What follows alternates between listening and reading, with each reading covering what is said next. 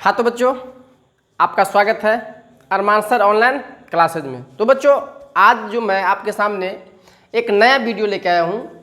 इस वीडियो में हम लोग सीखेंगे क्लास 10 का अध्याय 8 त्रिकोणमिति का परिचय। त्रिकोणमिति का परिचय देखिए, आप लोग क्लास पहला से क्लास 9th क्लास तक त्रिकोणमिति के बारे में आपने कभी नहीं पढ़ा होगा। बाकी विषय के बारे में हम जानते हैं, अंकगणित के बारे में जानते हैं, बीजगणित के बारे में जानते हैं, क्षेत्रमिति के बारे में जानते हैं, वो 6, 7, 8 या 5 से भी हम पढ़ते हैं। लेकिन त्रिकोणमिति एक ऐसा चैप्टर है जो हम बच्चों को 10th क्लास के बच्चों को डायरेक्ट 10वां क्लास में इसका सामना होता है। तो इसमें कोई बड़ी बात नहीं है, बहुत इंपॉर्टेंट क्वेश्चन है। इसको हम क्या करेंगे तो बारी बारी से समझेंगे। ये हमारा पार्ट 1 वीडियो है त्रिकोणमिति का। ये हमारा कौन सा वीडियो है? ये हमारा पार्ट 1 वीडियो है। इस वीडियो में हम समझेंगे कि त्रिकोणमिति क्या होता है, त्रिकोणमिति में हम क्या क्या पढ़ेंगे, हम कैसे समझेंगे एकदम इजी वे में, एकदम आसानी से।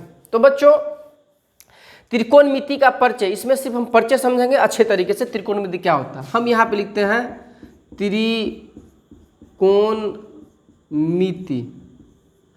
आप इस शब्द को आप देखिएगा तो क्या लिखा गया है? त्रिकोणमिति। त्रिकोणमिति 3 शब्दों से मिलकर बना हुआ, जिसको हम अंग्रेजी में कहते हैं ट्रिगोनोमेट्री। ट्रिगोनोमेट्री अंग्रेजी मीडियम वाले बच्चे इसको ट्रिगोनोमेट्री कहते हैं। हिंदी में इसको हम त्रिकोणमिति कहते हैं। त्रिकोणमिति जो शब्द है वो 3 अक्षरों से बना हुआ। देखिए, ये हो गया त्रि, एक हो गया कोण और एक हो गया मिति। त्रि प्लस कोण प्लस मिति किससे बन के मिला है? त्रि प्लस कोण प्लस मिति। त्रि मान क्या होता है? त्रि मान होता है 3। कोण मतलब तो कोण ही होता है, और मिति मतलब होता है मापना। 3 कोणों का मापना, यानी 3 कोणों का माप, 3 कोणों के माप का हम अध्ययन करते हैं त्रिकोणमिति में। कोई दिक्कत? Very good. इस त्रिकोणमिति में हम क्या करते हैं? 3 कोणों के माप के बारे में हम समझते हैं, उसका हम मापन करते हैं। कैसे करेंगे नहीं करेंगे वो हम आगे समझेंगे। तो आप त्रिकोणमिति को समझ गए कि त्रिकोणमिति कितने शब्दों से मिलकर बना हुआ है? 3। एक हो गया त्रि, एक हो गया कोण और एक हो गया मिति। इस तीनों को मिला करके क्या बना हुआ है? त्रिकोणमिति। कोई दिक्कत नहीं, आगे बढ़े। त्रिकोणमिति में बच्चों स्पेशली हम एक त्रिभुज लेते हैं, जिस त्रिभुज का नाम है समकोण त्रिभुज। आप त्रिभुज के बारे में जानते होगा कि त्रिभुज आपको 2 आधार में बांटा गया है। सबसे पहले आप जानते होगा जो त्रिभुज के जो प्रकार हैं, त्रिभुज का जो प्रकार है उसको हम कितने आधार बांटते हैं? तो 2 आधार पे बांटते हैं। कितने आधार बांटते हैं? 2 आधार पे बांटते हैं। एक होता है कोण के आधार पे। किसके आधार पे? कोण के आधार पे। और एक होता है भुजा के आधार पर। कोण के आधार पर जो त्रिकोणमिति ये त्रिभुज होते हैं उसके 3 प्रकार होते हैं। पहला हो गया न्यून कोण त्रिभुज, न्यून कोण त्रिभुज। दूसरा हो गया समकोण त्रिभुज, और तीसरा हो गया अधिकोण त्रिभुज। ये 3 प्रकार हैं। और भुजा के आधार पर भी क्या है? तो वो भी 3 प्रकार के हैं। एक होता है समबाहु त्रिभुज, दूसरा होता है समद्विबाहु त्रिभुज, और तीसरा होता है विषम बाहु त्रिभुज। कोई दिक्कत नहीं। अब यहाँ समझने वाली बात है, जो ये त्रिकोणमिति है इसमें हम एक ही त्रिभुज का अध्ययन करेंगे, वो है समकोण त्रिभुज। कौन सा त्रिभुज? समकोण त्रिभुज।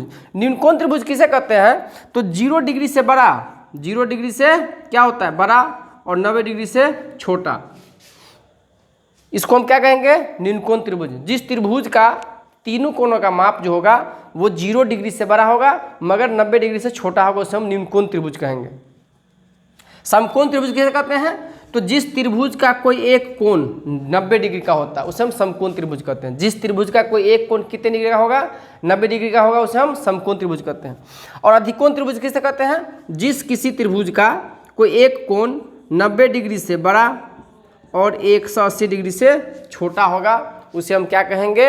हम उसे अधिकोण त्रिभुज कहेंगे। समबाहु त्रिभुज में क्या होता है? सम का मतलब होता है बराबर, बाहु का मतलब होता है भुजा।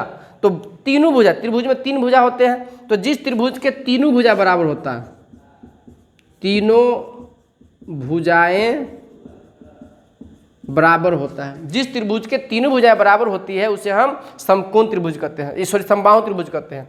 सम द्विबाहु का मतलब क्या हो गया? सम मतलब बराबर और द्वि माने दो, तो सम द्विबाहु, बाहु माने भुजा। तो जिस त्रिभुज के कोई दो भुजा बराबर हो, कोई दो भुजा क्या हो?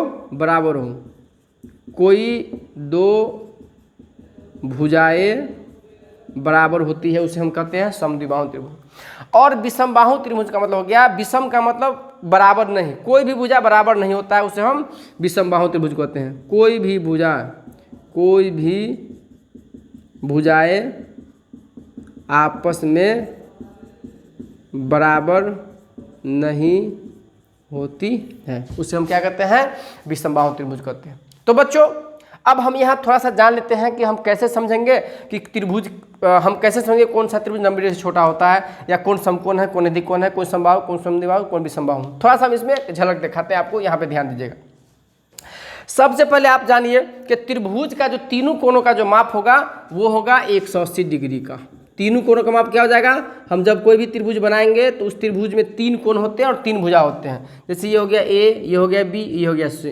तो त्रिभुज के तीनों भुजा, किसी भी तरह का त्रिभुज हो सकता है, किसी भी तरह का त्रिभुज हो सकता है। आपको कहीं पे भी देखिएगा तो किसी भी तरह से आप इस त्रिभुज को बना सकते हैं जिसमें 3 भुजा होना चाहिए। कितनी भुजा होना चाहिए? 3 भुजा होना चाहिए। जिस भी आकृति में आपको 3 भुजा नजर आए तो समझेंगे वो क्या है? त्रिभुज है। वो क्या है? त्रिभुज है। आगे हम समझेंगे कि कौन सा हम अधिकोण होता है, कैसे हम समझें कि न्यूनकोण होता है। थोड़ा सा यहाँ जान लीजिए। वैसे ही आपको हम त्रिभुज का जो चैप्टर है, चैप्टर नंबर 6, उसमें आपको हम अच्छे से समझाएंगे। मगर यहाँ थोड़ा सा आप जब पढ़ रहे हैं तो कुछ ना कुछ जानकारी आपको होनी चाहिए कि हम समकोण त्रिभुज कैसे पहचानेंगे, जो बच्चे कभी त्रिभुज के बारे में अध्ययन नहीं किए हैं। देखिए, हमने कहा कि जिस त्रिभुज की तीनों भुजाएं का माप 90 डिग्री से छोटा हो। सपोज एक हम त्रिभुज लिए, एक हम क्या लिए? एक हमने त्रिभुज लिए। ये हो गया ए बी सी। इसका माप है मान के चलिए 40 डिग्री, इसका माप है मान के चलिए 70 डिग्री। तो इसका माप कितना होगा? तो ध्यान दीजिएगा कि त्रिभुज के तीनों भुजाओं, तीनों कोणों का योग होगा वो होता है 180 डिग्री। कितना होता है? 180 डिग्री। इसमें दो कोण जो है, दोनों मिलाकर के इस दोनों को हम जब जोड़ेंगे, कोण ए और कोण बी को जोड़ेंगे तो ये हो जाएगा कितना? 110 डिग्री। तो दूसरा 110 डिग्री में उसको क्या करेंगे? घटा देंगे तो क्या हो जाएगा? 70 डिग्री। तो ये हो जाएगा हमारा 70 डिग्री। तो आप यहाँ देख पा रहे हैं कि इस तीनों जो कोण का माप है वो 90 डिग्री से कम है। 70 डिग्री 90 डिग्री से कम होता है, ये भी 70 डिग्री 90 डिग्री से कम होता है, ये 40 डिग्री 90 डिग्री से कम होता है। तो जिस त्रिभुज के तीनों कोणों का माप 90 डिग्री से कम होता है वो क्या होता है? न्यूनकोण त्रिभुज होता है। एक और एग्जाम्पल से समझते हैं। एक हमारे पास त्रिभुज है PQR। ये हमारा है मान के चलिए 50 डिग्री, ये हमारा है 60 डिग्री। तो ये कितना हो जाएगा? ये कितना हो जाएगा? 6 5 11, ये दोनों मिलके 110 हो गया। तो कितना? 180 में 110 क्या हो जाएगा? ये भी 70 डिग्री हो जाएगा। तो हम देखते हैं कि न्यूनकोण त्रिभुज जो होता है उसके तीनों कोणों का माप क्या होता है? कितना होता है? 90 डिग्री से कम होता है। तो हम समझेंगे वो न्यूनकोण त्रिभुज है। आगे बढ़े, वेरी गुड। अब आता है समकोण त्रिभुज। समकोण त्रिभुज पहचाना तो एकदम ईजी है। समकोण त्रिभुज क्या होता है? जब कभी भी कोई एक सरल मतलब सीधी रेखा, किसी मतलब खड़ी रेखा, जब कोई एक खड़ी रेखा किसी परिरेखा पे लंब होता है तो वो हमारा समकोण त्रिभुज बनता है। वहाँ पे क्या बनता है? समकोण त्रिभुज। जैसे ए हो गया, बी हो गया, सी हो। ये देखिए एकदम, ये भी इधर से सीधा जा रहा है, ये भी इधर सीधा आ रहा है, और यहाँ पे मिल रहा है। तो इस तरह का जो कोण होगा वो हमारा समकोण होगा। इस तरह का जो भी कोण होगा वो क्या होगा हमारा? हम इधर से भी बना सकते हैं, इधर से भी बना सकते हैं, इधर से भी बना सकते हैं। ये हमको PQR देखिए यहाँ पे एकदम सीधा मिला, इधर मिला, ये मिला, ये हमारा कितना हो जाएगा? 90 डिग्री का।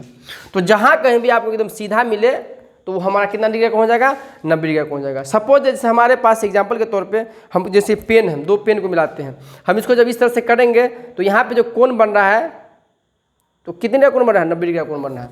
तो आप समझ गए, जब कोई भी एक सीधा एकदम खड़ा हो जाएगा, जैसे हम इस उंगली को यहाँ पर रख रहे हैं, यहाँ पे देखिए यहाँ कोण बन रहा है इस जगह पे, वो 90 डिग्री। जब कोई एक सीधा रेखा और एक खड़ी रेखा और एक परी रेखा, जब एक खड़ी रेखा और एक परी रेखा जब मिलेगा, जिस बिंदु मिलता है वहाँ पे 90 डिग्री का कोण बनता है।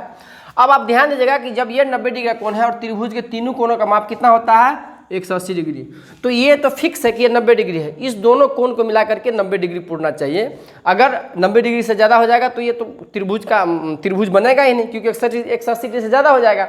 तो ये एक 90 डिग्री है, तो ये कोण अगर हम मान के चलिए लिखते हैं 40 डिग्री, तो ये कोण कितने डिग्री का होगा? ये हो जाएगा हमारा 50 डिग्री का, क्योंकि ये 90 तो पहले से पैक करके रखे हुआ है और 40 ये हो गया, तो दोनों मिलाकर हमको 90 पहुँचाना है, तो हम 90 पहुँचा दिए। अगर मान ये 90 डिग्री है, ये हमारा 70 डिग्री, तो ये कितने डिग्री का कोण होगा? तो ये हमारा होगा 20 डिग्री का।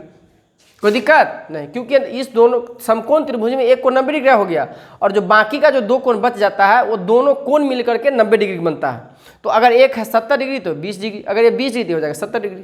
कोई दिक्कत नहीं। और अधिक कोण में क्या होता है? तो अधिक कोण में कोई एक जो कोण होता है वो 90 डिग्री से बड़ा होता है। कितना होता है? 90 डिग्री से बड़ा होता है। उसको भी हम समझ लेते हैं एग्जाम्पल से। वो कोण ध्यान दीजिएगा, जब हम कोण बनाएंगे 90 डिग्री का, सपोज दैट हम इधर से एक रेखा ले रहे हैं, ये हम इधर से एक रेखा लिए, ये हो गया ए, ये हो गया बी, और इस पर हम एक लंब डाल रहे हैं और ये त्रिभुज बन गया। तो यहाँ पे 90 डिग्री का कोण बनेगा, ये हो गया सी। अब देखिए इधर से मिलके यहाँ पे डिग्री। तो अब जब हम इसको इधर झुकाएंगे, सपोज दैट हम इधर झुकाएंगे, ये पूरे सीधा है तो 90 डिग्री हो गया। लेकिन जब हम इसको इधर झुकाएंगे, सब इधर से हम लेते हैं और इधर से हम इसको झुका रहे हैं, इधर से झुका है, तो यहाँ पे जो कोण बनेगा ये हो जाएगा 90 डिग्री से छोटा। ये सीधे बनेगा तो 90 डिग्री। अगर हम इसको इधर की तरफ ले जाएंगे तो ये हो जाएगा 90 डिग्री से बड़ा, यानी कि 90 डिग्री से बड़ा कुछ भी हो सकता है, 91 डिग्री, 92 डिग्री, 110 डिग्री, 120 डिग्री। तो हमें ये देखना है कि हम जो भुजा जिधर से आ रहा है वो इधर की तरफ झुक रहा है तो 90 डिग्री से छोटा हो जाएगा न्यून कोण। अगर सीधे खड़ा है तो 90 डिग्री समकोण, और इधर की तरफ जा रहा है तो 90 डिग्री से अधिक हो गया तो अधिक कोण। कोई दिक्कत नहीं। आगे समझे, इसको समझ गया अधिक कोण हम कैसे पहचानेंगे। तो उसका क्या होगा, एक भुजा जो होगा वो कोण होगा वो थोड़ा सा इस कोण के मुकाबले एकदम बड़ा कोण बनेगा, जैसे रहेगा, और ये ऐसे रहेगा और ये ऐसे त्रिभुज बनेगा। तो ये देखिए अगर हम सीधे खड़ा कर देंगे तो यहाँ 90 बनेगा, लेकिन हम इधर की तरफ जा रहे हैं तो क्या हो गया, अगर हम सपोज इधर से एक भुजा लेते हैं इधर से, तो ये इधर की तरफ नहीं जानेगा, ये इसको हम इधर की तरफ ले जाएंगे और ये ऐसे करके बनेगा। तो ये हमारा हो जाएगा यहाँ पे ये 90 डिग्री से बड़ा हो जाएगा, कुछ भी हो सकता है। ये ए बी सी, ये हमारा मान के लिए 110 डिग्री है। अगर ये 110 डिग्री है और ये हमारा 30 डिग्री है तो ये कितना डिग्री हो जाएगा, तो ये हमारा हो जाएगा, क्योंकि ये दोनों मिलके कितना हो गया 140, तो 180 में से 40 घटा 140 हो जाएगा हमारा 40 डिग्री। ये हमारा मान के लिए 135 डिग्री का कोण है। कोई दिक्कत। और ये हमारा 25 डिग्री का कोण है।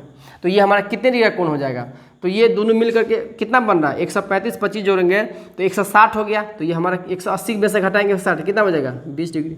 तो बच्चों आपने अधिक कोण को समझा, न्यून कोण को समझा और समकोण को समझा। इसमें कोई दिक्कत है क्या? नहीं। आगे बढ़े, चलिए अब हम क्या समझेंगे।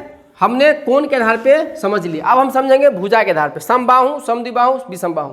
समबाहु का मतलब होता है कि जिस त्रिभुज की तीनों भुजाएं बराबर हो, तीनों भुजाओं का माप क्या हो, बराबर। जैसे एक त्रिभुज लिए, ये अगर 4 सेंटीमीटर, ये भी रहेगा 4 सेंटीमीटर, ये भी रहेगा 4 सेंटीमीटर, तो इस तीनों भुजाओं की लंबाई कितनी है, सेम है। तो ये आकार में सेम है।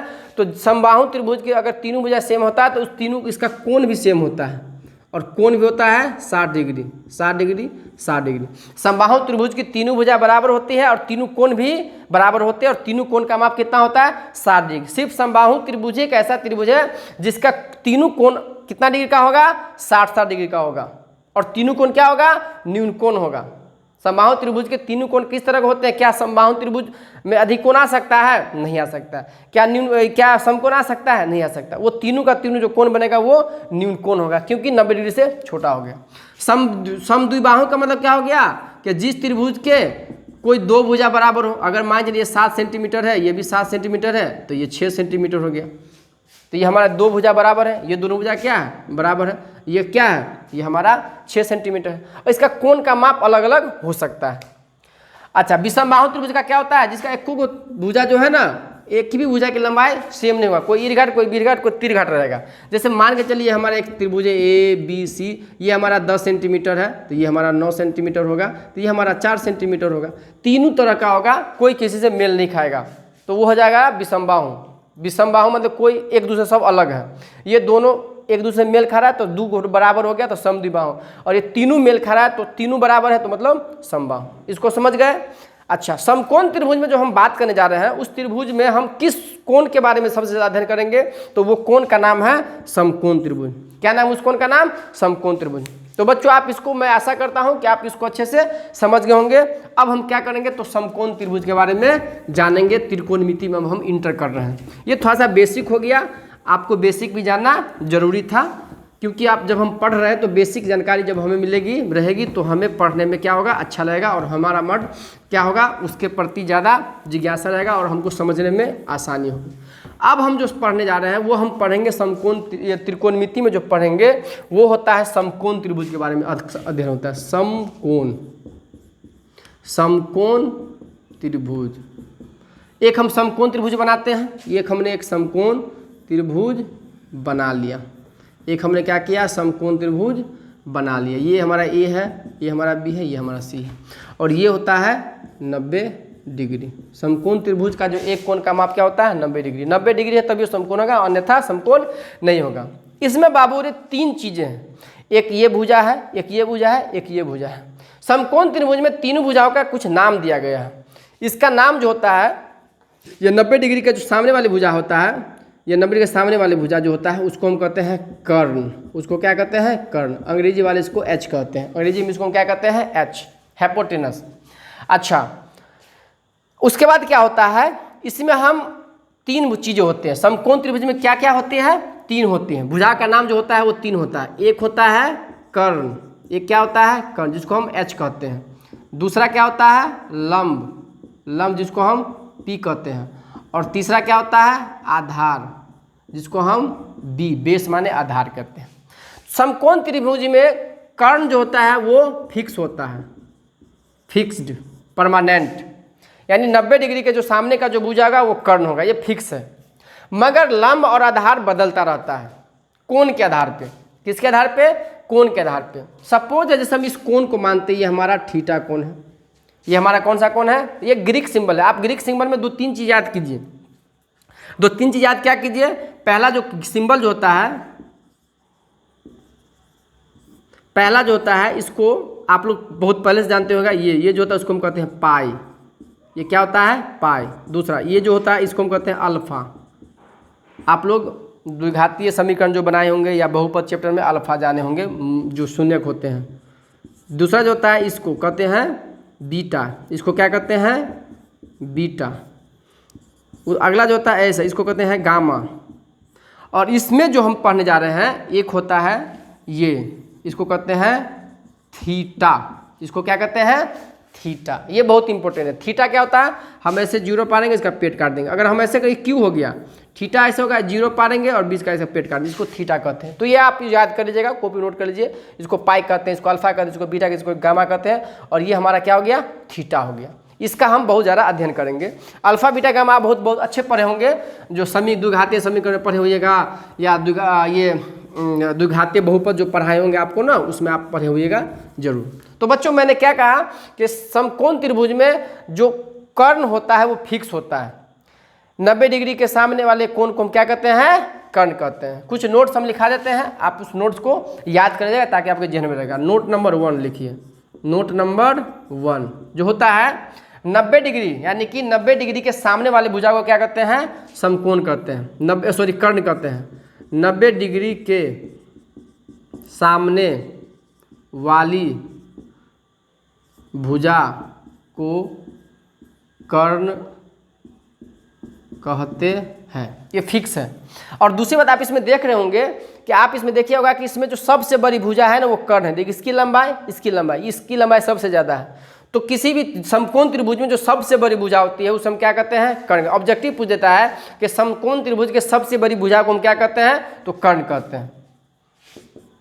नोट नंबर 2, समकोण त्रिभुज के सबसे बड़ी भुजा को कर्ण कहते हैं। समकोण त्रिभुज के जो सबसे बड़ी भुजा होती है उसे हम कर्ण कहते हैं। अब सवाल आता है लंब और आधार में। लंब और आधार में आपको 2 चीज़ देखना होगा। एक और हम त्रिभुज बनाते हैं, उसके बाद हम आप उसको समझाएंगे। ये हमारा मान के चलिए, ये एक त्रिभुज ABC, ये हमारा हो गया 90 डिग्री और इसके सामने वाले जगह क्या कहते हैं, कर्ण कहते हैं। इसमें तो कोई दिक्कत नहीं, कर्ण कहते हैं। अब समझिए, अब हम क्या देखेंगे कोण के आधार पे। अगर इस कोण की बात करेंगे तो जो थीटा कोण होगा, तो कोण के जो जिस कोण की बात करेंगे, जो जिस कोण का, ये तो 90 डिग्री फिक्स है, कोई दिक्कत नहीं। लेकिन जो थीटा वाला जो कोण होगा ना, उस कोण के सामने वाले यानी सम्मुख भुजा को, थीटा वाले कोण के सम्मुख भुजा को हम क्या कहेंगे, तो लंब कहेंगे, यानी कि पी कहेंगे। और जो कर्ण लंब जब पता चल गया तो एक कौन बच गया, आधार, तो जो छूट गया वो हमारा आधार हो जाएगा, वो हमारा क्या हो जाएगा, आधार हो जाएगा।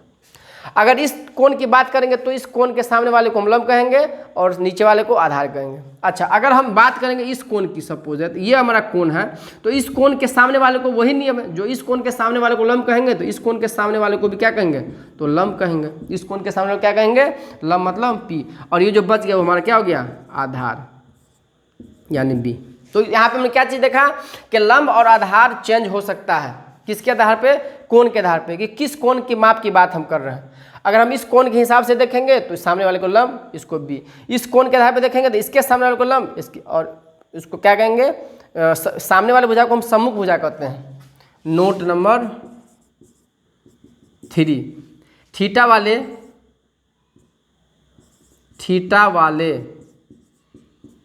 कोण के सामने वाली भुजा, जिसको हम कहते हैं सम्मुख कोण, अति सम्मुख भुजा।